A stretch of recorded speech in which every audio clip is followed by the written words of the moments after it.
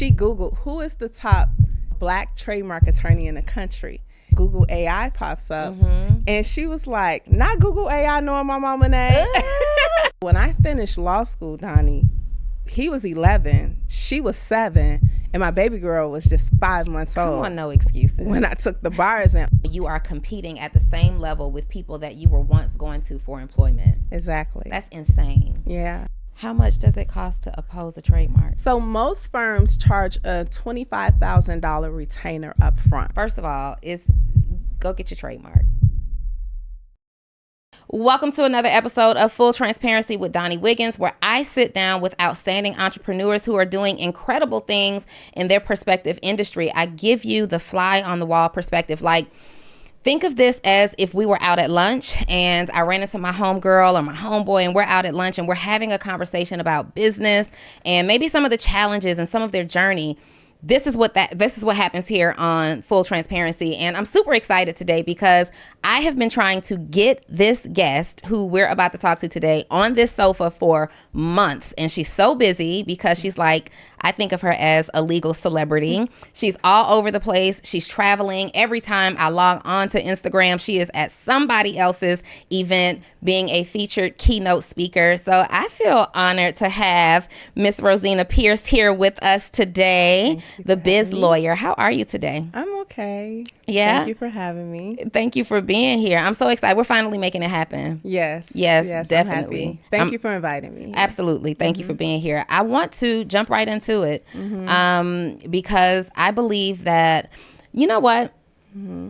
I love how entrepreneurship and business just grows so expeditiously, and we find ourselves having different conversations. Like usually when the journey is starting with entrepreneurs, we're talking a lot about like get your website and get your graphics and your flyers, but people are really starting to catch on to the importance of legitimizing your business and the assets of your business.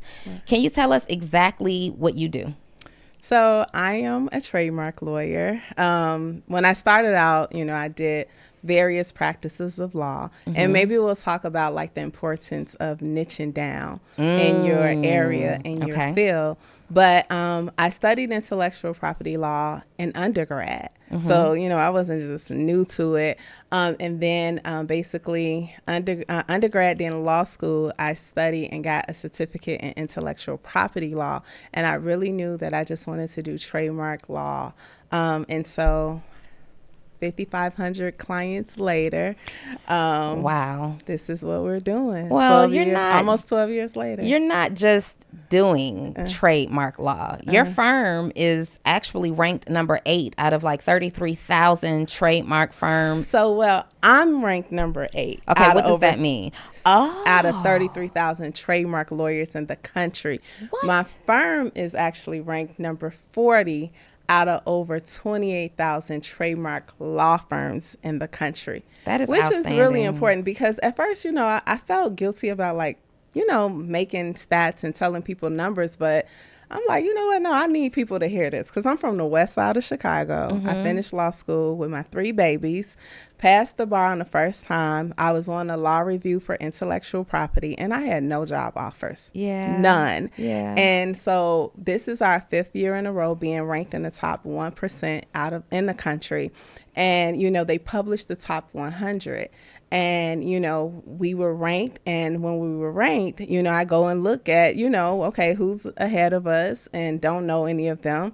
But what just, shows me that God is so good and so promising is 50 through 100, I applied to work at least 40 of those law firms and got rejected. And so, it's a full circle moment for me because it lets me know people's rejection is his protection. Yeah. And I was so upset that I didn't have a job offer, but he spent the block on me and showed me, Rosezena, you couldn't be under their name because I had to have you above their name. You just said so much, and we have to break down a couple of the things that you said because I feel like there's an entrepreneur who maybe missed the value in what you just said, so we're going to point it out, or they're like, you know what, me too.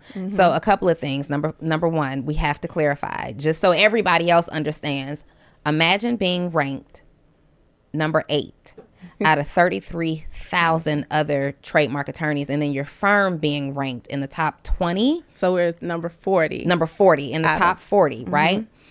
She looks at this list, and many of the firms that are there are the same firms you went to for a job. And now you are competing at the same level with people that you were once going to for employment. Exactly. That's insane. Yeah. The second thing that you said was, I feel guilty about kind of putting these stats out there. Yeah. I have struggled. I recently had someone tell me, Donnie, you don't pop your stuff enough. And I'm like, just, you know what I mean? I feel, why? Why do you feel that way?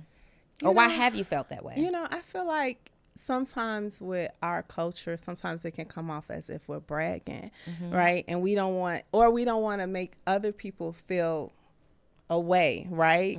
And so I think for us, we kind of hide things to protect others. But what we're failing to realize is by sharing those things, we can inspire others, right? And so I'm like, no, I need to share this. You know, I need to celebrate this. You know, I was ranked number 15 for a long time. We just got ranked number 8 a couple of weeks ago. And so I'm like, wow, like now it's really starting to like hit me and allow me to take it in. Because, you know, it's funny. So my daughter is at North Carolina A&T. You know, that's where I went to school. Really? Aggie pride, Aggie okay? pride, Aggie yes. pride. Let's get it. And I was just telling her that I'd be so happy to tell people I have a daughter at North Carolina A&T because I wanted to go to a HBCU. But aside from that, so she was one of the first people to call me when I got the ranking. And I was like, and they show you like the picture of everybody who's ranked above you. And so I was like, boo, I just got ranked number 8 out of, she was like, I said, so technically I'm probably I am the top Black trademark attorney in the country. And so she proceeds, and so she's like, we're on FaceTime, and I could tell she's doing something. She Googled, who is the top Black trademark attorney in the country? And you know how Google AI pops up. And she was like, not Google AI knowing my mama name. But doesn't it feel so validating? Because I know, like, you know, my daughter recently graduated college maybe 2 years ago, right? And just like that moment for you, every single time I got a new accolade, it was like, let me call my daughter. But a lot of that, Rosezena, is because our babies grew up with us, kind of journeying through this entrepreneurial journey with us. And I don't know if you ever experienced like struggles and stuff, but Girl, in the beginning, I'm from the west side of Chicago. Okay, Nothing but the struggle. I'm like, being where you are right now and having your daughter witness this and seeing how far you've come, like, what does that do for you? It, you know, one thing, because she's in college, right? And so sometimes she has days where she like, I don't know, I think I'm ready to come home. And I'd be like, no, you better stay there because, you know, I didn't have the luxury of, you know, going away for school and going to a HBCU. And so I'm trying to live vicariously through her, right? You know, just by having that child at a HBCU and things like that. And so I'm just trying, like, but one thing I would say, my kids, because I have a 23-year-old son and she is 19, my daughter is 12. You got to remember, so when I finished law school, Donnie, he was 11, she was 7, and my baby girl was just 5 months old. Come on, no excuses. When I took the bar exam and passed on the first time. Yeah. But my kids was my biggest cheerleader because they got to see me get them up every single morning, take them to school by 8 o'clock. I'm at work from 9 to 5, right? They don't see mommy all day because I leave. I work downtown Chicago, so I will walk to school, be in class from 6 to 9, and I wouldn't see my kids till maybe 9:30, 9:45 at night. But they understood because they were a part of that journey, and they were like, my mama gonna be a lawyer. My mama finna be a lawyer. So it's like now sharing those accolades with her, and the fact that she was like, and then I called her just last night, and it's so funny because I do not like the term celebrity, and you used it earlier. Legal celebrity. You are my legal celebrity. I appreciate that. And so it's so funny because she lives in an apartment with 3 other young ladies. And they were like, you on the phone with your mama, the celebrity lawyer? I was was like, why are they calling me that? Yeah. That is not what, and I was like, let me speak to them and talk to them, but it's really a fun journey. And I'm hoping that, I'm encouraging her. I never look for anybody to be my kid's role model but myself. I feel that so much. Yeah. People used to ask me when my daughter was growing up, like what my biggest fear is or was at that time. And it's probably not my biggest fear anymore because I believe I've accomplished it. Right. But I used to say that my biggest fear was having my daughter having to look beyond me for what an example of what a woman is supposed to be. Yeah. And so I hear that in you right now. I love it. Okay, so let's talk about trademarking for a minute. There are, I coach, so I'll talk to entrepreneurs sometimes, or especially in my mentorship community, and they'll be like, I'm like, okay, so what have you done to legalize your business? Do you have your trademark? And they're like, yeah, I think so. I've registered with the Secretary of State, And you be like, no, you don't. No, you don't have. Okay, so you don't have a trademark is what you're saying. Talk to us about what a trademark is and what you can actually place under, like what type of asset a trademark is for. Yeah, so there is 4 different types of intellectual property, and I always tell entrepreneurs to familiarize themselves with all 4 because you may have all 4 in your business and not even know it, so you wouldn't even know the proper steps to protect it, right? So you have a copyright, which is a creative expression fixed into a tangible medium. So that will be like a poem or a song, or if you have a course, right? Or a photograph or a picture. The second one is a patent. A patent actually is a set of rights granted to an inventor by the government. So like if you're going to invent like a new microphone stand or something like that.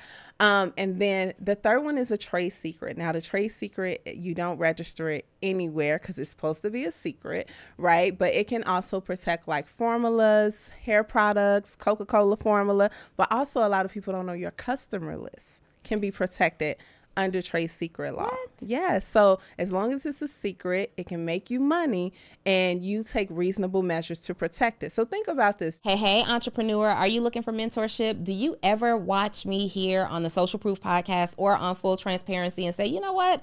One day I want to work with Donnie. Great news. You absolutely can. Join me inside my community, Actionable CEO, where we help to develop new habits, grow you personally, professionally, and financially, help you take massive action in your business, ultimately helping you make more money. It's just $97 a month. We meet every single week. We have a book club. We do live co-working sessions. When I'm in your city, you guys get to connect with me in person and so much more. Don't take my word for it. Go over to actionableceo.com. Check out the page and see if it's a good fit for you. If so, I'll see you on the inside. Johnny, you have a client list and you bring someone in to market to that client list. Now, the FTC has recently banned where you can't do non-compete agreements with your employees and things like that, but you can still protect your intellectual property from your employees in case they want to leave your place of employment and then go to someone else. You don't want them carrying over your client list and taking it to your competitor. And so those are protected under trade secret rights as well. And then the fourth one, what you asked about, which is a trademark. It is a source identifier for consumers to relate back to where a product or service come from. Now, there are 45 different classes, and a lot of times, a lot of business owners slip up because they may file the trademark, but in one class and think they own the name in general, but there are certain trademarks that can coexist in the marketplace. That's why we have Dove Chocolate, Dove Soap, Mac Makeup, Mac Computer, Delta Airline, Delta Faucet, Pandora Jewelry, Pandora Music. So we want to familiarize ourselves with those 45 different classes because even though we file a trademark for one class, we may need to protect it in other different classes as well. I'm thinking as you're talking, this actually happened to me. I don't know if I ever talked to you about this. When I'm like, let me take this coaching brand very seriously and start putting some money and effort into the brand of it, the branding. I launched a brand. I won't say the brand name, anymore. And I thought I had it trademarked, right? I had a particular category trademarked. And then I went to this really large event and now I'm selling books and t-shirts and I'm speaking and I'm doing all the things. And I had only trademarked it under the books category, like whatever that is. I trademarked it there. But now at this really large event, I'm telling everybody I am a coach and I have this. And so now I have the t-shirts and all the things. And funny enough, there was a young lady who owned this brand already who also owned the trademark Right. in a different category. And she was at this event. And let me tell you what your girl did. What she did? She and her people posted up outside of my booth, me unknowingly taking pictures of the whole process every time I sold a t-shirt. Every time I sold a t-shirt, every time I sold, we had mugs and things like that. Every time I sold a mug, she takes all these pictures. Maybe 2 weeks after the event, I get a cease and desist with all of the pictures of me selling these products.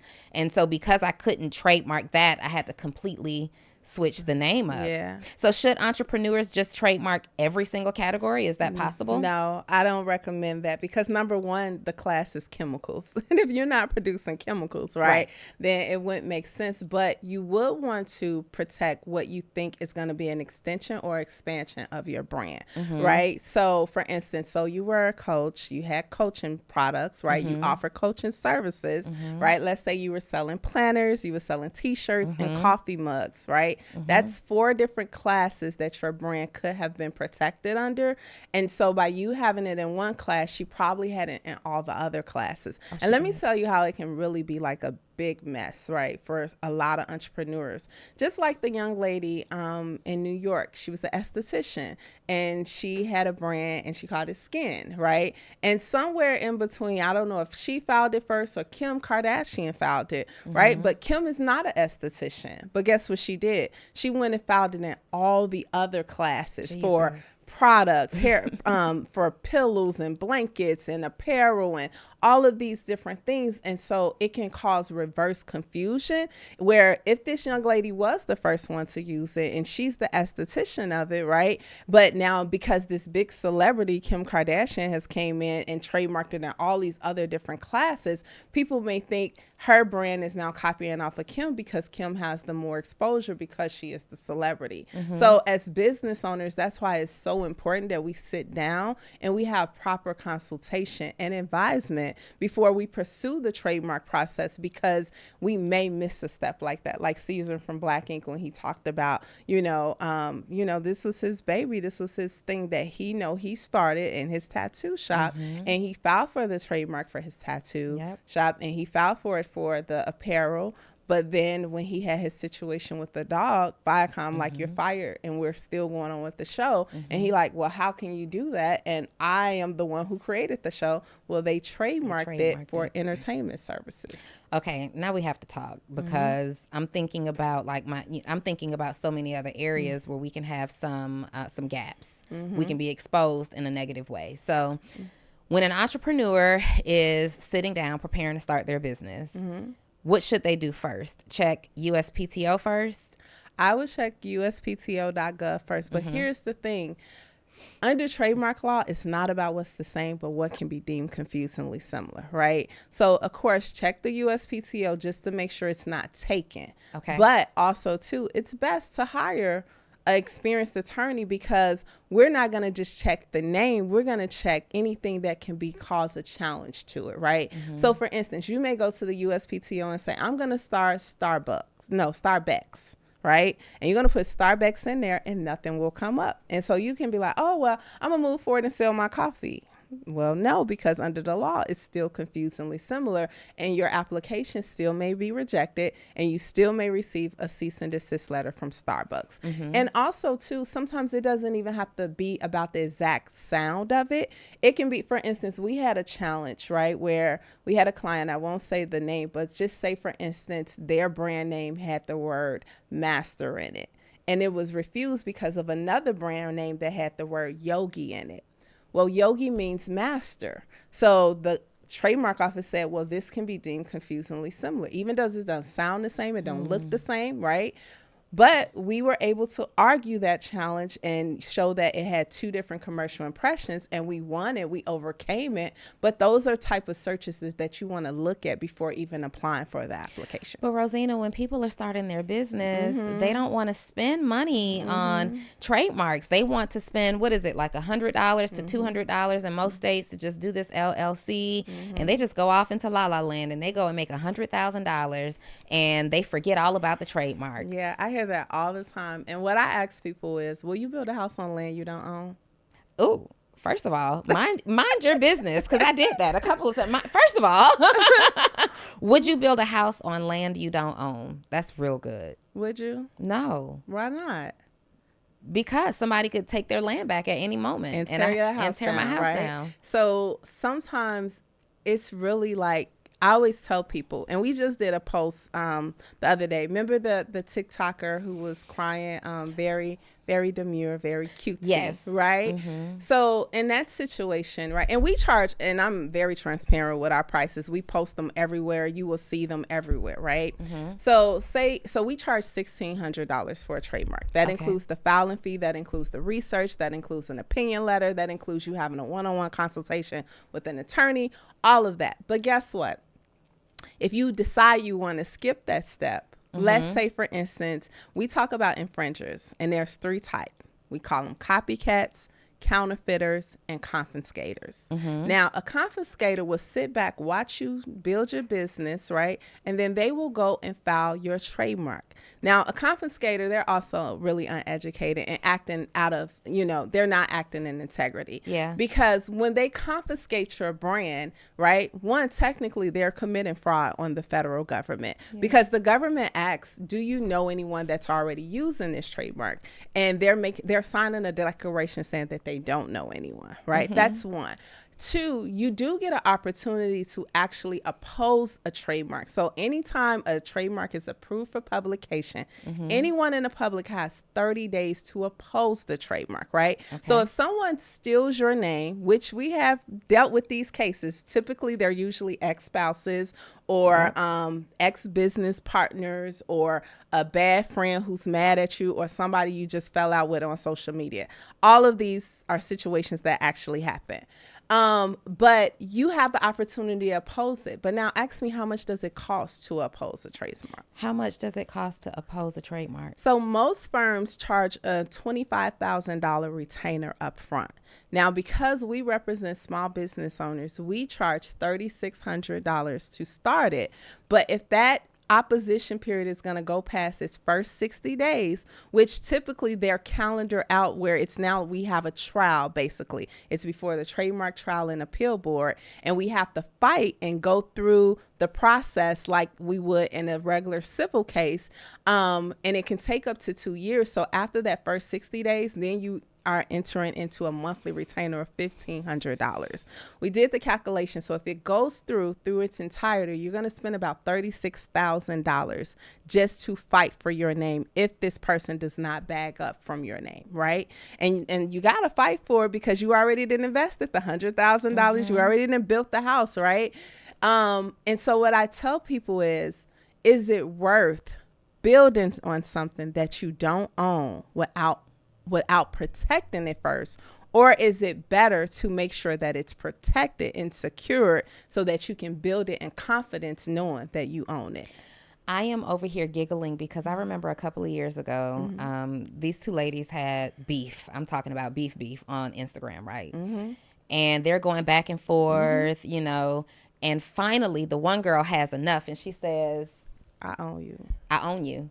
You may know who I'm talking about. Definitely. Let me tell you. She went and trademarked her actual personal name. So now and what she thought, obviously that was opposed and blah, blah, blah. But she thought she could own her name. And for a while, until it is opposed, she does own your name.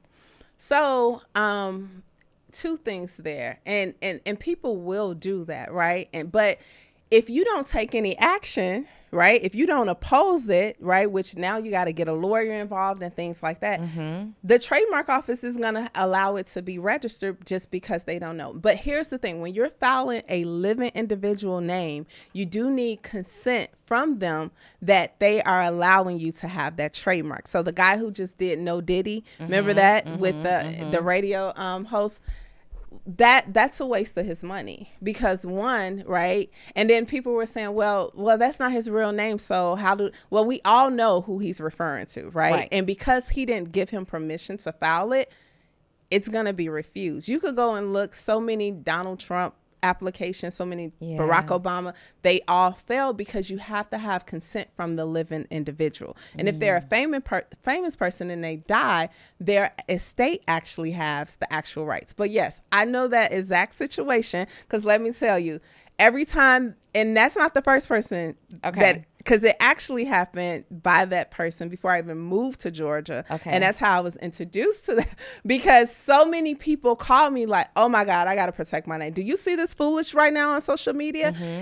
But the thing is, you know, if you're falling out with someone on social media, the right things, the wrong thing to do is go file their trademark, because you don't have any legal standing or legal rights to their name. And you just waste your money. So talk to me about, there's a brand. This is so important. I hope y'all are taking notes. All right. There's a brand who sells a product, right? I'm a business coach, and I have an agency. My agency is trademarked, but talk to me about a scenario in which an individual needs to also trademark their personal name. That's really good. So, because I always ask people, because you can have a brand and you can have a business, or you can have both, right? So right now we have a lot of people who are influencers doing influencer marketing, and they don't necessarily have a business, but they have a brand, right? So anytime you're going to use your name in connection to your product and services, you want to protect it. I owned the Biz Lawyer and didn't even want to file the application, but thank God I did, because after that, I had to send about 6 different cease and desist letters, who you would think like, oh my God, they're lawyers, they should know better, right? But think about this. Martha Stewart owns the trademark to her name, Beyonce, Jay-Z. Now, of course, these people have businesses too, but their persona, their name is actually protected. And most people always say, well, what about the other Martha Stewarts? Well, they can use their name in their individual capacity, meaning they can use it on their driver's license, their state ID, and to pay some bills. But they can't start a business. In business, exactly. Wow, that is so interesting. Okay, so once someone, so for clarity, if someone owns a business and they sell toys, yes, and it's under a completely different business name, there's not really a need for them to also trademark their personal name. But if somebody has a business and now, as a result of having this business, they've established a level of influence personally, they're getting booked to speak and they're making appearances, they should trademark their name. Absolutely. Because now you're holding that brand name, right? Because, and I don't want to put people's business out, but I have known people who have actually had to change their, I don't put my client's business out, but I'll put other people's business out that ain't my client. But I did have a client who was very, very popular. She was an influencer, a blogger, and she had to change her name because of someone else who actually owned a name that was very similar. And it wasn't even the exact same name, but it was very similar. But also, too, just recently, there was a young lady who was an influencer, and she does children's content. And she just posted a video. I think her name was Miss Moni. And she said she got a cease and desist letter. And, you know, I love her. Yeah. I'm always sharing her videos. And so and this is another thing I feel like we have to understand, and this is why protection is so important. Because you can have a business name, or you can have a name, right? And you can have a certain type of audience, a certain type of demographic, and then there is someone else with the exact same name, total demographic, right? But they go and trademark the name. And there's really no confusion, but because they own the name, they can stop you from using it. But yeah, she just recently posted that she got a cease and desist letter. They are demanding that she change her name and take down all of her content that contains the name. And unless she has a really good attorney, and here's the thing, like me back then, I could have actually fought or opposed the whatever, but I didn't. I didn't have a really good attorney. I'm thinking I'll Google this and figure out how to do it on my own. Right. What's that one website? I forget the website. Ooh, say it. Yeah. There's a website that you can go to and get this attorney for like $50 a month and all of this stuff. I went to that website. I did the phone consultation and I'm on the phone like, can y'all help me with this? I need to respond, because they give you like 72 hours or whatever the number is to respond. Now I know it's like a scare tactic and you have more time and, you do. And all these things. And I could have, because the original brand was so catchy. And let me tell you something, this was This was maybe 7-8 years ago, Rosezena. And I was heartbroken to have to give up this brand. And I just happened to check the other day.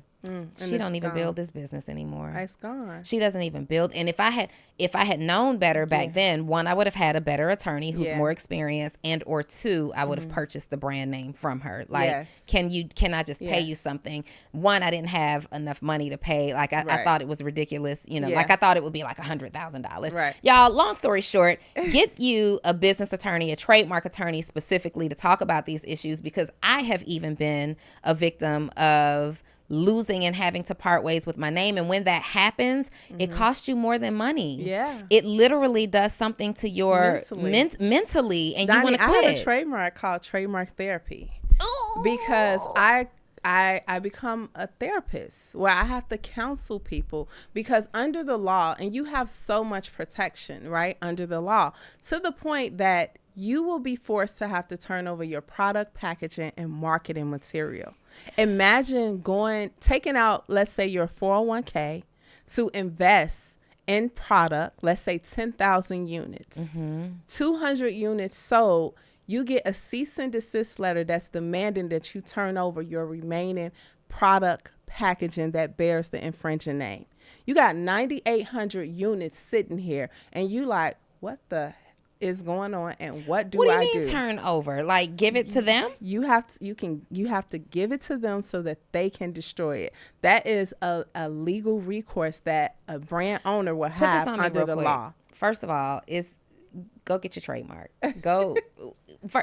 Are you accepting new clients? We are trademark boutique firm. That's all we real do. quick before we go on, like, that literally physically just made me ill. Yeah. I was working with a client who, not a trademark issue, but there was a labeling issue based on the way that the platform wanted to see their ingredients in their formula, right? Yeah. And so because there's some wording issues in this packaging, about 10,000 units, we had to figure out a plan B, because this is the new launch. Right. This is newly launched. This is the relaunch, all this packaging. And so we were able to figure out a solution for it, right? Yeah. But you can't really hide the name in a way that is presentable to your. So let's speak on that. Let's say this is a brand with, let's say it's 10,000. Let's say lip gloss. Let's say it's lip gloss. Can I not? I'm infringing on your trademark. You send me a cease and desist. I've got this lip gloss. My name is on it. Can I not just order stickers and wrap it with the new name just to save me some money? You can try to negotiate that. So it's always the power of negotiation. You think you own something. You think you're in control, but unless you have ownership, this is ownership. You think you're in control, don't you? Of your lip gloss, your cookbooks, your hairbrushes, your courses. But if somebody else comes and says, oh no, I have this and I actually own it legally, it's done for you. Trademark your stuff. Yes, absolutely. And I would tell you that that's where the mental issues come in. So we can negotiate sometimes a phase out period too, where we'll say, look, we didn't know, it wasn't intentional. Can you give our clients some time to try to sell some things? And sometimes companies will be nice enough to allow it to happen. And I remember one time dealing with a client, and we negotiated. We got 6 months to sell all this stuff. Checked in on her 3 months in, and I said, how you doing? How's everything going? She said, Rosezena, things are not going because I'm grieving. I'm grieving the loss of my business. Yes. Do you know how much I had put into this business that I have to now tear it down and rebuild? She said, I don't know if I can do it again. Yes. And then that's why I have to come in as the trademark counselor, right? The therapist, and like, look, okay, we still got 3 months. Yeah. Let's get this on, and let's talk about how do we rebuild? How do we rebrand, right? But I also tell people, right, if we do this type of thing in the beginning, that's what I'm thinking. We can be preventive and not reactive. And I always tell people there's two types of lawyers that like to fight fires and lawyers that like to prevent fires. I like to prevent the fire because it costs my clients too much to fight the fire. And so, you talking over there. I'm listening to all of this and I'm thinking, typically when if I work with a new entrepreneur, I always, let's go to uspto.gov first. Yes. Let's just see See. what we could potentially be dealing with, right? Then go ahead, get your LLC. I think we've been doing it long enough to know you probably got a good chance. But then go over here to my girl Rosezena and let's start that process. And people always want to skip that part until they've made some money. But the things that you're saying are even more urgent. Yeah. Even more of a pressing need. Like, think about it. There's a difference between a rebrand that you've prepared for. Right. You and your team and your attorney maybe have sat down and said, okay, in the next 12 months, we're going to rebrand. We're going to come out with a new name, new brand colors, because now this is something that you want. Right. And you have a plan in place. And there's probably phases where you're going to introduce this to your customers and you're starting to condition their mindset to know that when they see this, it's you. Yep. But when you are hit with a cease and desist because you didn't protect your business out of the gate, you didn't do that due diligence up front. Yeah. And you have to act immediately, like it's an instant pivot. Yeah. Most people can't Do that. Not only can you not do that, most of us are putting everything we have into this business. first run. Exactly. And also, too, sometimes the clients can't go with you. You lose them, the customers, because it's something that has to happen so fast that they're like, wait a minute, what? And I'm not even connected to this new brand anymore. And you're doing it out of haste. Another thing I would say is because a lot of people do say, well, I'm new and, it's a business. And I used to say, look, you're an entrepreneur. You got to get creative with how you raise capital. That's just a part of entrepreneur. But one thing we did do, we partnered with a firm. So a firm will actually pay us up front for their trademark.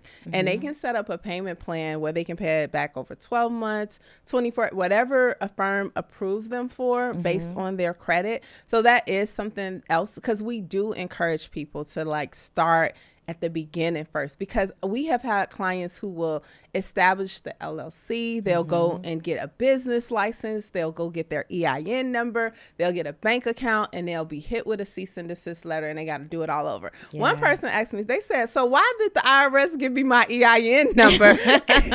Yes. Well, here's the thing. The IRS wants your social security number so they can give you that EIN number so you can pay taxes. They don't care what your name is. You can put Boo Boo the Fool. Fight that legal battle with all those other people. They don't want that. Just pay your taxes. That's all they care about. That is insane. Okay, so once you've now, I think we get it.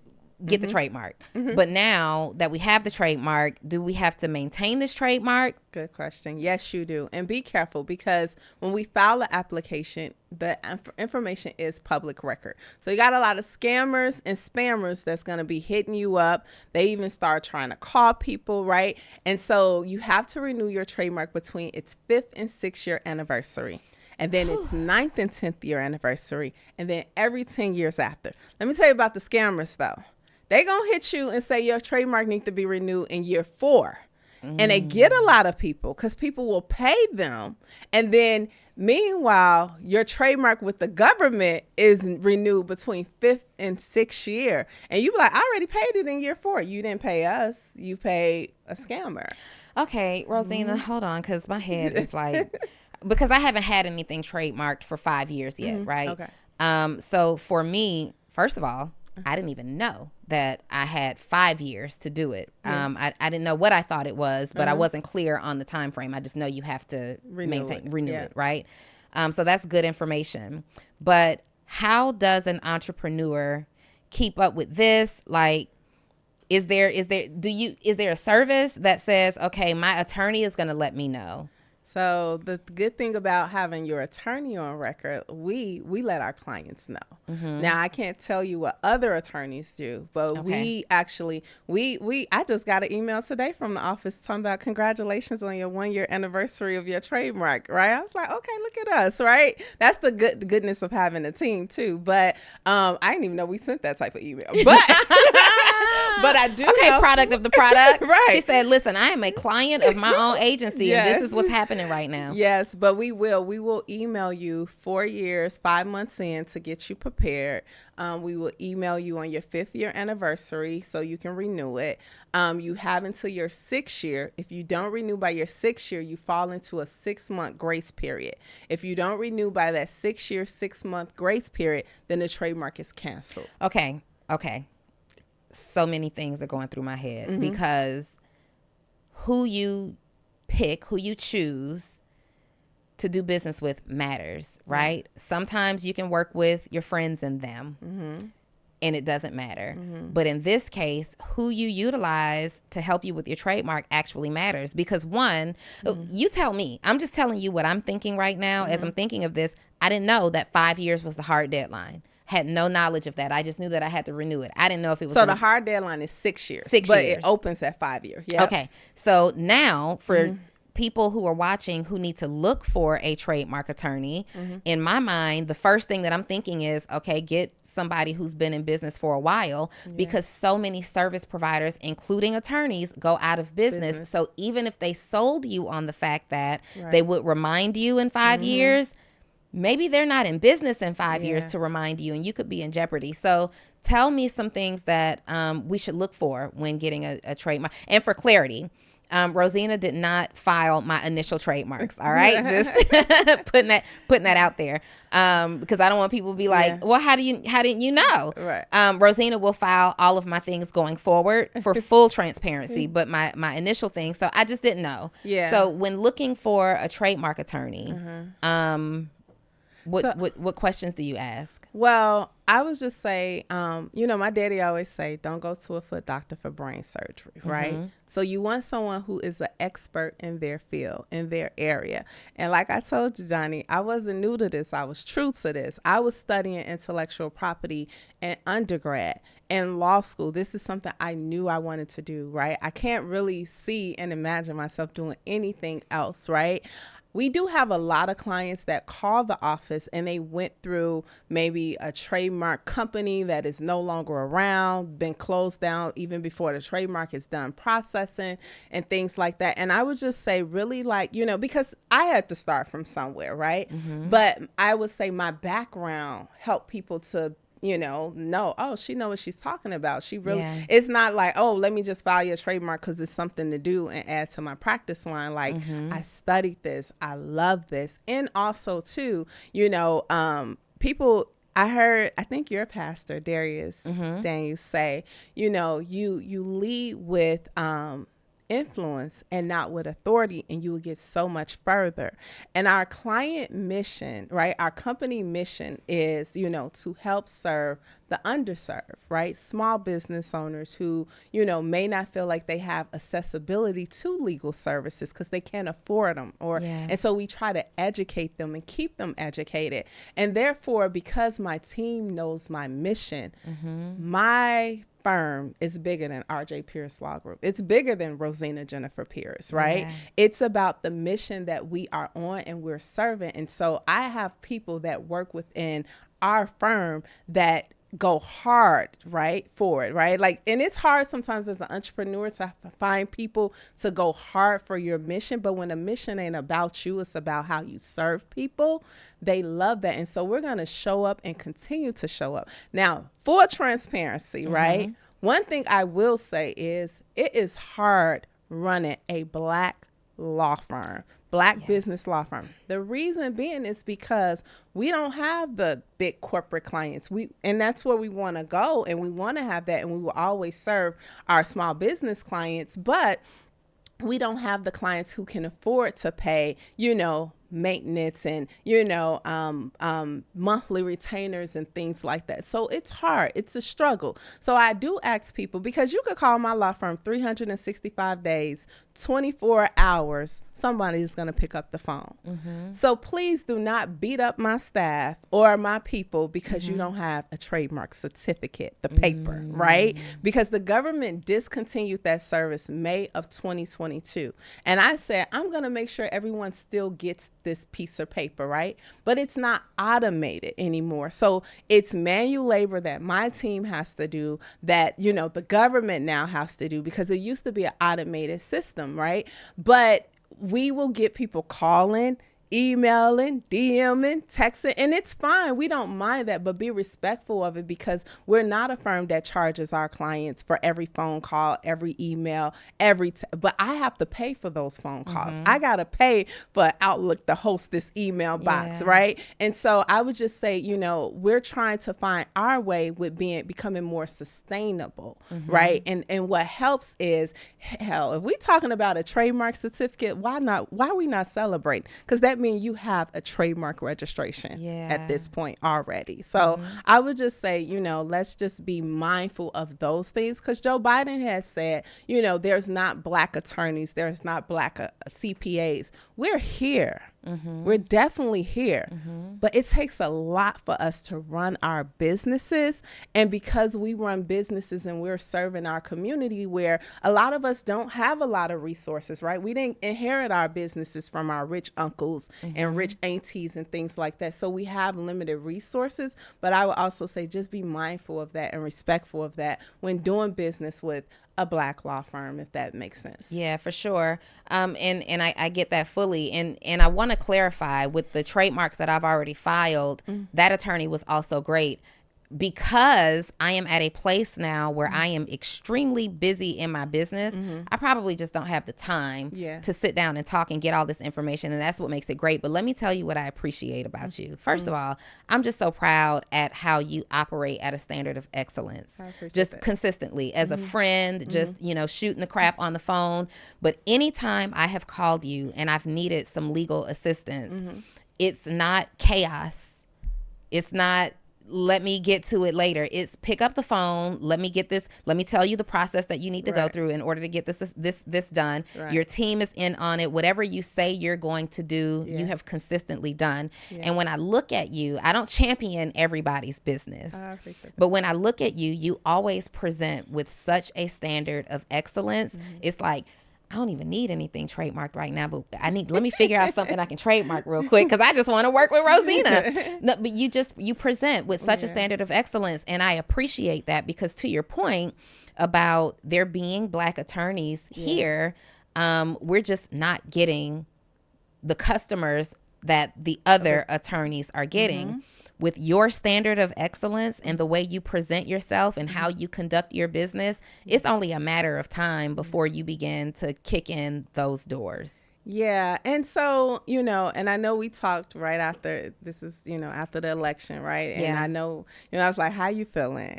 And everything you said, I was feeling, right? And so it's so funny to me, because it's like, I really feel like this country has kind of turned on us, right? Because I remember, like, right after George Floyd, and shout out to his family, and I just remember everybody wanted to be a part of the Black community, and we want to help, and we want to just champion the Black community, and this is wrong. And then it was just like, all of a sudden, like, DEI is a bad thing, and kill DEI and things like that. And like, one of our missions, so that, because I understand as a businesswoman, what got me through the first 10 years in business is not going to get me through the next 10 years in business, right? So, but also too, I'm not saying hire me because I'm Black, hire me because I'm a woman. I'm saying hire me because I own the top 1% trademark law firm in the country.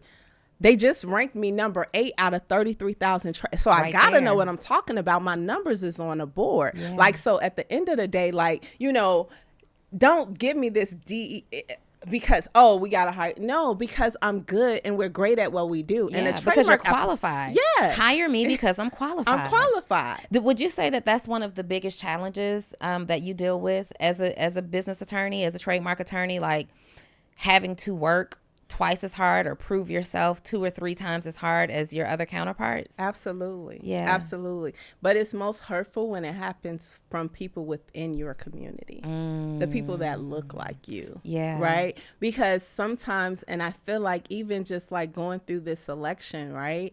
Like, a lot of people couldn't grasp the fact that this is a Black woman that we're going to put in position. Yes. Right? Because you look at the numbers, right? Like, Trump didn't get as many votes as he got last time when he ran against Joe Biden, right? Joe Biden got actually 15 million more votes than what she got, right? What is that about, right? because people couldn't just grapple with the fact that this is a Black woman that I want. No, I'm not going to do that. Yeah. Right. And so I feel that even as a lawyer, as a business owner, right, some people will say, well, no, I just trust the counterpart because it's the counterpart. Yeah. Right. But the counterpart may not know just as much as I know, but I'm disqualified in your eyes. And sometimes it's even in our own people's eyes because I look like you. So I don't necessarily use Black-owned business in my marketing, right? But I have clients who do. And sometimes when I'm talking about like what I'm wearing, like shout out to, you know, the brand that I'm wearing. This is actually my pastor's son's line. Okay. Iconic, right? I would tag this and I'll say Black-owned brand Iconic or Milano or whatever, right? Because that really is important to some people. And I get comments that say things like, why is it necessary to say Black owned? It doesn't matter. It's this, that, and the other. You don't see white brands saying it's white owned. What if white brands said it was white owned? I'm like, well, first of all, they don't have to. They don't have to. They don't have to. That's what we call privilege. This is privilege. There are certain privileges that are attached, and this is privilege. And then even throughout the course of the campaigning and for the election, all I did was post a picture of me, my mom, and my daughter. And I said under the caption, voted. And I said, voted. I couldn't be Black and woman and not vote for Kamala, right? And people took that as me saying I was voting because she's Black. And it's not, right? It's because the issues that are the policies that are being presented from the other party or were being presented were directly infringing upon my rights as a human, as a woman, and potentially as a Black person, right? Absolutely. And that's what I meant. It was based on policies that impacted me and my community and the things that I care deeply about. But then my question turned into, what if I was voting just because she was Black? What if I did choose just because she's a woman? Our counterparts do it all the time. All the time. I literally just shared a video on my stories. I shared a video on my stories, and there's a young guy who's Chinese who's doing an interview with a white man. Did you see me post that?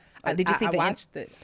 And he says to him, the white guy voted for Trump, and he says, it goes against everything. With all as hard as you stand on truth and facts, I just don't understand. He's asking like for sincere understanding. I just don't understand how you could vote for Trump.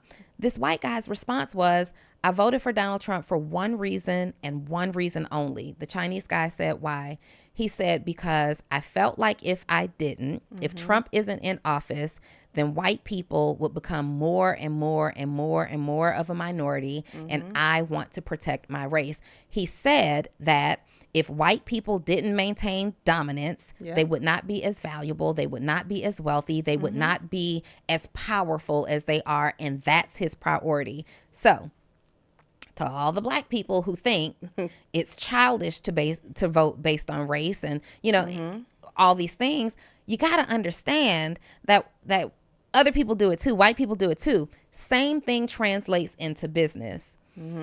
They make the same mistakes.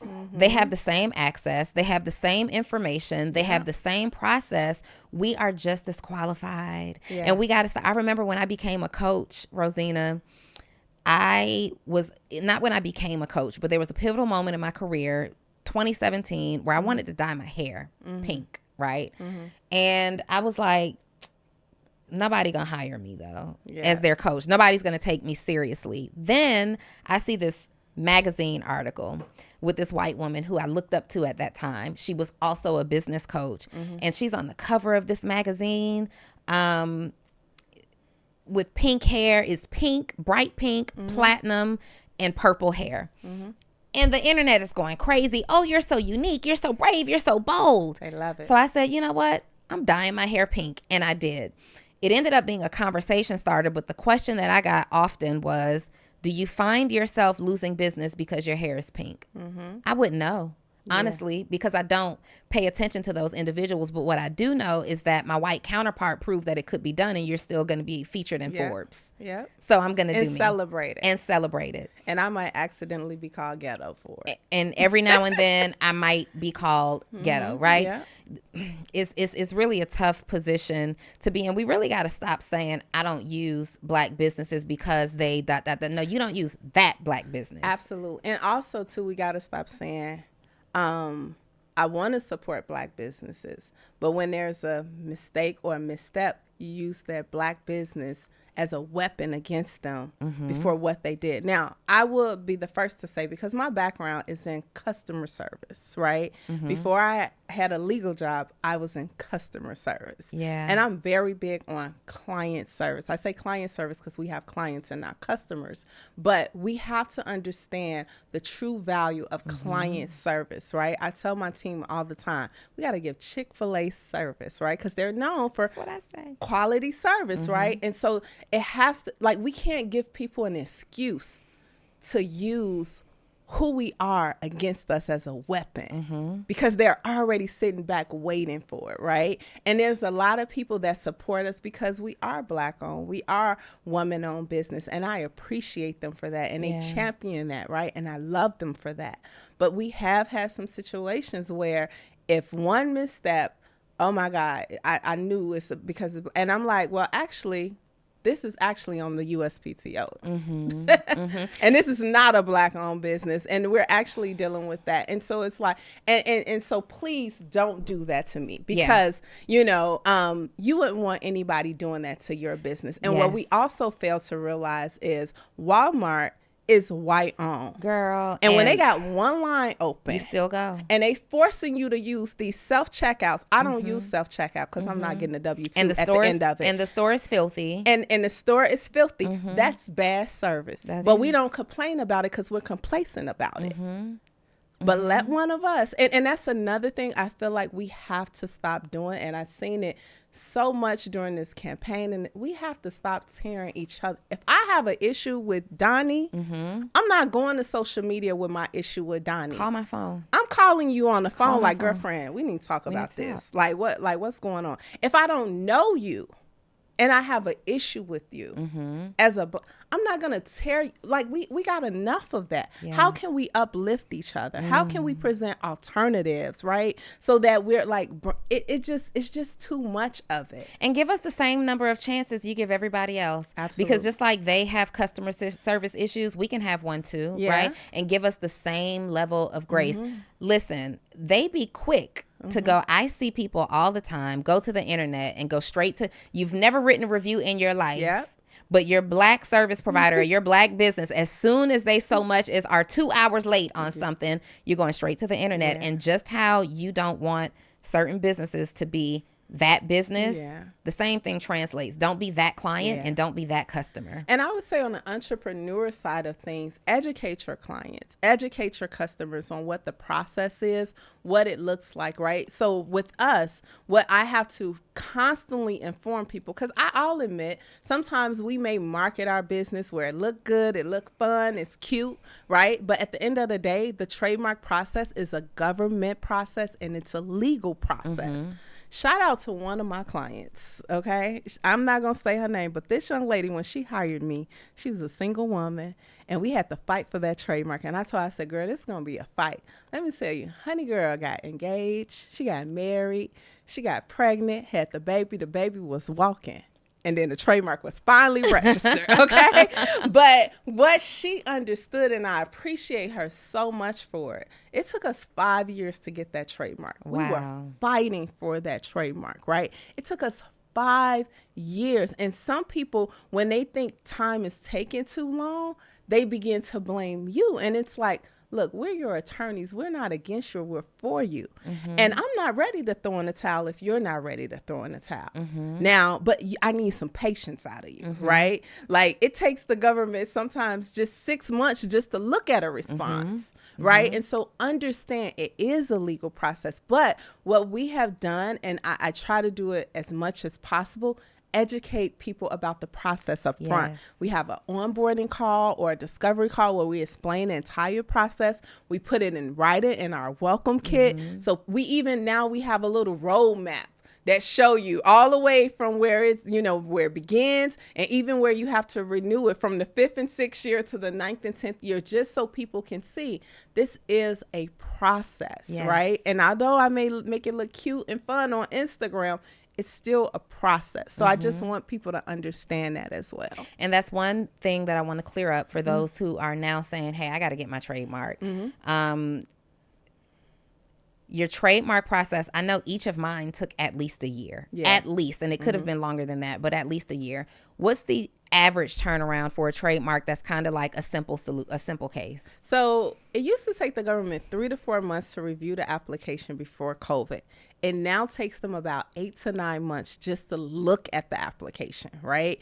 So if everything goes well, all goes well, it's going to be about 12 to 18 months. Here's the thing, though. We're still doing better than Canada. They take about 3 years to register a trademark. So, I just want people to understand that. But it is a process. That's why it's really important. The research is done first. It's conducted. Because imagine, you're building a business a whole year in, and we don't even hear from the government. So we at least want to have that information in the background so we can know, should I go and invest in 10,000 units, or should I just invest in product as it's moving and coming out, So that type of information will help you and serve you while you're waiting for the process to be completed. I know we got to go, but I got to ask okay. They file a trademark with you, but now a company overseas, internationally, pops up with the same name, similar product. Is the entrepreneur protected? So when you file your trademark, you're filing in the U.S., right? You're filing in the U.S., but here's the thing.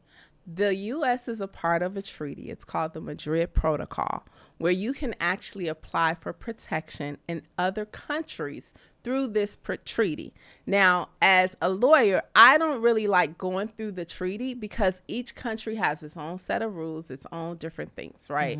So I would like to hire possibly a local attorney in that foreign nation to kind of guide us through the process, because your process is different from China. China process is different from India, right? Yeah. And so you want to have protection, and you want to understand, especially when it comes to China, because in the U.S., we are a first to use jurisdiction.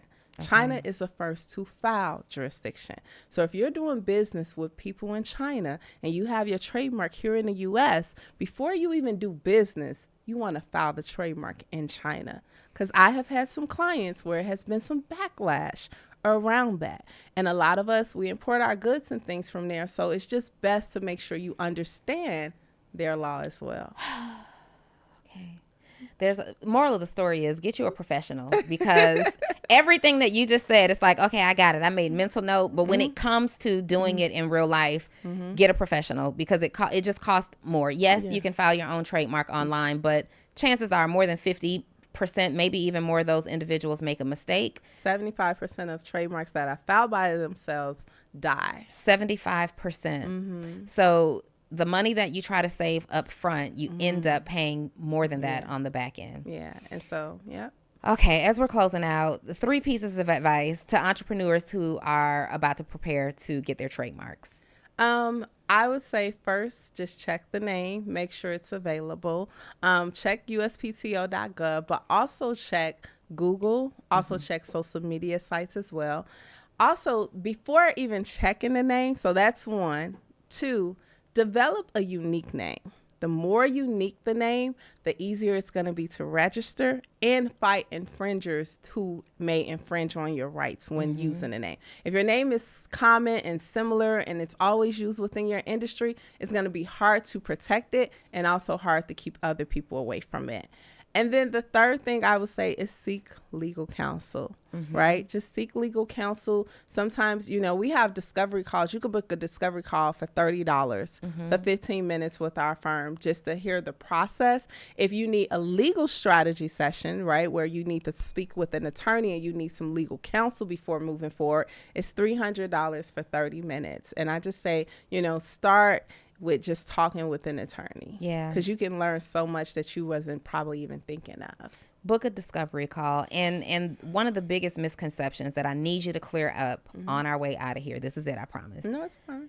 People think that changing a letter or changing the spelling of a word will secure you the trademark. Can you please just touch on that? And then we're wrapping this up. I see it every single day. So under trademark law, it's not about what's the same, but what can be deemed confusingly similar. So even if you say, let's say luxury iconic, right? And the brand is luxury iconic. And you say, well, I'm going to just change the Y to an I. It's still luxury iconic. It's still confusingly similar.